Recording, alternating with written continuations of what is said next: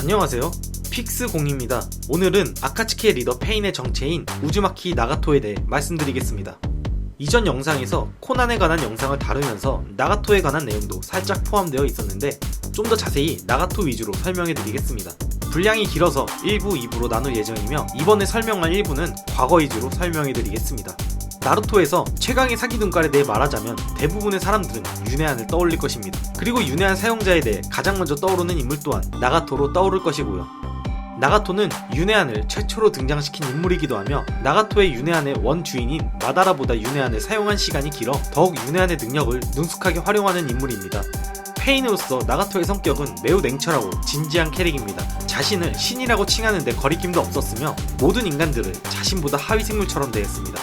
그리고 자신의 목표를 위해 사람을 죽이던지 마을을 파괴하는 것에 대한 죄책감을 가지지도 않았으며 자신의 스승인 지라이야를 죽이면서도 어떠한 감정 표현을 하지도 않았습니다. 하지만 그러면서도 자신의 동료인 아카츠키에 관해서는 매우 관대한 모습을 보여주었습니다.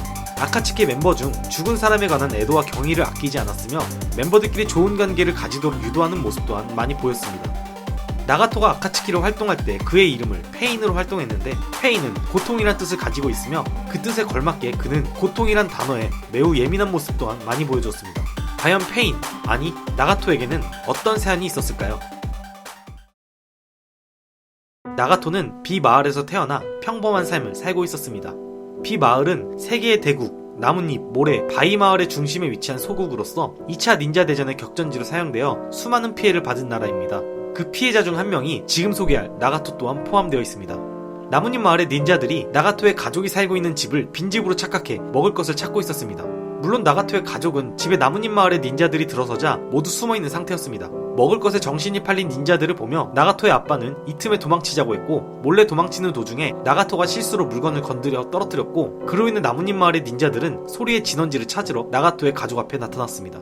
나가토의 아빠는 급하게 자신의 가족을 지키기 위해 맨몸으로 나뭇잎 마을의 닌자들을 향해 달려들었고 적으로 착각한 그들은 가만히 있는 나가토의 엄마를 향해 수리검으로 찔러 죽였고 나가토의 아빠는 나가토에게 도망치라는 말만 외치다 나뭇잎 마을의 닌자에게 죽임을 당했습니다.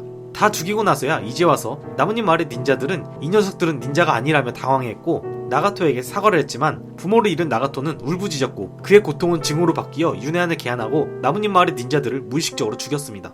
나뭇잎 마을의 닌자로 인해 부모를 모두 잃은 나가토는 훗날 이 사건을 자신의 첫 번째 비수 같은 고통이며 그 아픔은 지금까지도 계속되고 있다고 말했습니다. 부모님이 모두 죽고 고아가 된 나가토는 부모님을 위한 묘지를 만들어준 후에 집을 떠났습니다. 그렇게 떠도는 도중에 배가 고파 쓰러지게 되었고 의식을 잃으려고 할 때 떠돌이 강아지가 나가토를 깨워주었습니다. 깨워주지 않았으면 자신은 죽었을 것이라 깨달은 나가토는 강아지에게 감사를 표현하면서 강아지에게 먹을 것을 주지 못하는 상황을 미안해하는 모습을 보였습니다. 며칠간 아무것도 먹지 못한 나가토는 주변 사람들에게 먹을 것을 구해보지만 모두 거절을 당했고 도저히 걷지 못하는 상황이 되어서 쓰러졌을 때 나가토에게 빵을 건넨 소녀가 있었습니다. 그녀는 바로 코난이었습니다. 그리고 그녀는 나가토를 야이코와 지네는 자신의 아지트로 데려왔습니다. 야이코와 나가토는 앞으로 살아가기 위해 식량 조달이 필요했고 그들이 한 선택은 도둑질이었습니다. 그렇게 그 셋은 언제나 함께 다녔고 그러다 우연히 비마을의 수장 한조와 나뭇잎 마을의 닌자 지라이야, 오로치마루, 치나데와의 대결에 휘말리게 되었고 그 과정에서 나가토가 데려온 강아지가 죽게 되었습니다.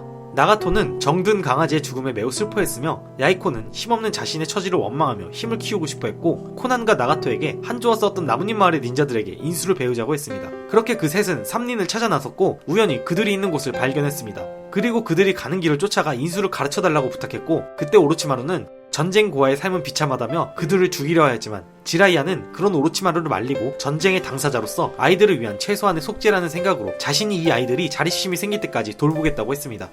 그렇게 지라이야와 이 세 명은 함께 살게 되었습니다. 그러다 얼마 지나지 않아 근처에 남아있는 바위마을의 중급 닌자가 지라이야가 없을 때 야이코와 나가토를 습격했고 야이코를 죽이려 할 때 나가토는 또 한 번 윤회한을 이용하여 무의식적으로 그 닌자를 죽였습니다. 그 닌자를 죽인 후 나가토는 매우 슬픔에 빠져 있었습니다. 우리가 알고 있던 페인 나가토와는 정반대의 성격을 가지고 있던 것입니다. 그는 매우 착한 성격을 가지고 있으면서 눈물도 많고 겁도 많은 성격을 가졌었습니다. 그러면서 자신이 그 닌자를 죽인 거 말고는 다른 방법이 없었을까? 라며 괴로워했고 그때 지라이야는 뭐가 옳은지는 모르지만 그로 인해 너의 친구인 야이코를 구하게 되었으니 누구도 너를 비난하지 않는다며 위로했고 그런 고통이 있기에 너는 성장한다고 말했습니다.